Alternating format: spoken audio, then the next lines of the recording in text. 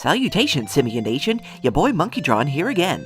You 90s kids might remember a little thing called The Legend of freaking Zelda. When the first game came out, we were blown away. It's the first video game we had ever seen where you could really feel like you were on an adventure as a cute little boy. The gameplay, the music, the story, the gameplay, it was an all-around masterpiece. Rare never really made another Zelda game after that for a while, and we all thought the franchise was done for, until that fateful day. Enter the Nintendo 64, and a new Legend of Zelda game, this time in 3D, The Legend of Zelda Ocarina of Time.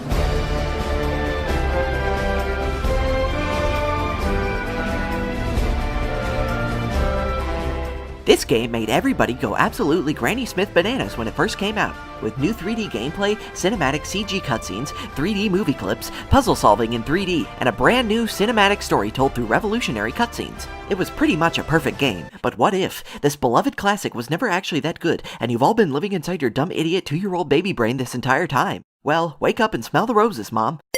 That's right, if you couldn't tell by the title of this video, I really hate this game. Now before you murder me in the comments, let me make myself clear, I don't actually hate Ocarina of Time, I just titled the video like that because I fucking hate it. That's right, you heard me, stop the presses, I despise Ocarina of Time. If you like it, that's just your opinion, and that's fine. I actually think this game has a lot of good points. It's well designed, has great music and gameplay, and is all around one of the few games I can truly call a flawless masterpiece. But it's just so bogged down by all its game-breaking problems that I can't let it slide. It just hasn't stood the test of time, and I'm here to explain why. And before you dismember me in the comments, just keep in mind that this is my opinion, and we're all entitled to our own, so keep your mouth shut. Now, no game would be complete without a good story, eh? Back when I was a little kid, around 11 or 12, I'm 14 in 3 days, the story of a young green boy going through the Mushroom Kingdom on a quest to save Princess Zelda from the evil king made my bloomers drop in excitement. This was the best story ever made, I thought to my naive self, but once I grew up, I realized how flawed the story in this game really was. Ocarina of Time starts with a dark, surrealist series of fractured clips and shots, only to cut to a big cartoon tree telling this magic bug to wake up his stepson. Right off the bat, we can see that Sega had no clue what tone to settle with in this game. In a matter of minutes, we go from an awesome, dark, artsy, blow-your-balls-off scene of Ganondorf terrorizing Link in his mind to this Sesame Street baby bullcrap. Rip off. Talk about a missed opportunity. On repeat playthroughs, it's hard for me to burst out into tears anymore at the horrifying scene of Ganondorf in the lightning when I know it's just gonna cut to Navi bouncing on Link's tummy 2 seconds later. This problem plagues the whole screenplay of Ocarina of Time. One moment you're fighting this awesome huge dog, and the next you're talking to these grass babies who won't let you pass. Why not just kill them, Link? You have a sword. Not to mention, Navi is so annoying. Yeah, great advice, Tinker Bell. How about I give you some advice?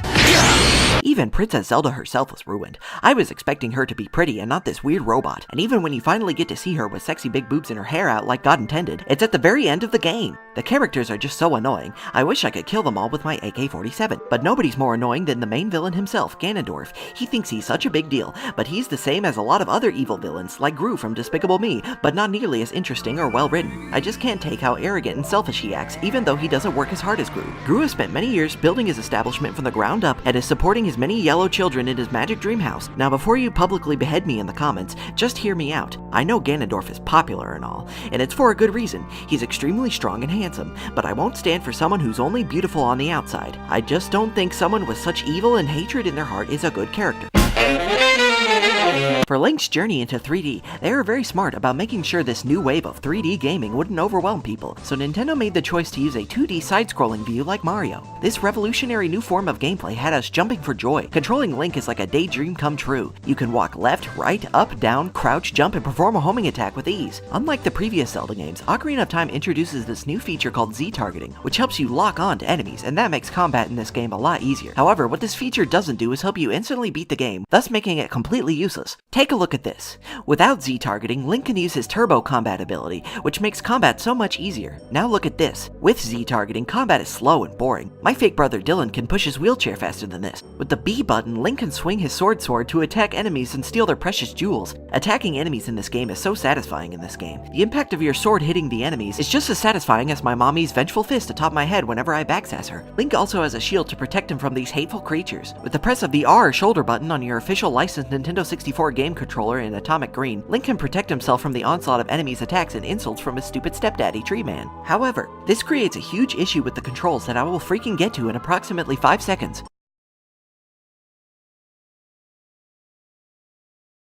Link cannot swing his humongous strong mighty steel blade while using his epic shield, so protecting yourself while you fight is next to effing impossible unless you use the secret big toe technique, shown in Nintendo Power Magazine issue 539. But MunkeyTron, you might be yelling, screaming, and pulling your hair out of your fragile tender scalp. You can just use Z-targeting and combat will be so much easier, you stupid idiot. Yeah. Who gives a baboon's hiney? As I stated earlier, Z-target is massively flawed and unreliable. Seriously, who designed this feature? They should have let a genius like Krow design this, then it would be somewhat useful. Ugh, I digress. Link can get around faster by rolling, and I don't have much to say on this. It's useful, but it looks completely ridiculous, so I don't ever use it. I'd rather walk everywhere and take 1 million hours to get to my destination than roll everywhere and make myself look like a total buffoon. Yeah, it's helpful, blah blah blah, who gives a poop? Next. The last thing on the menu is, well, the pause menu, and here's where my biggest problem with the game lies. You see, when you pause the game, it makes the music go all quiet.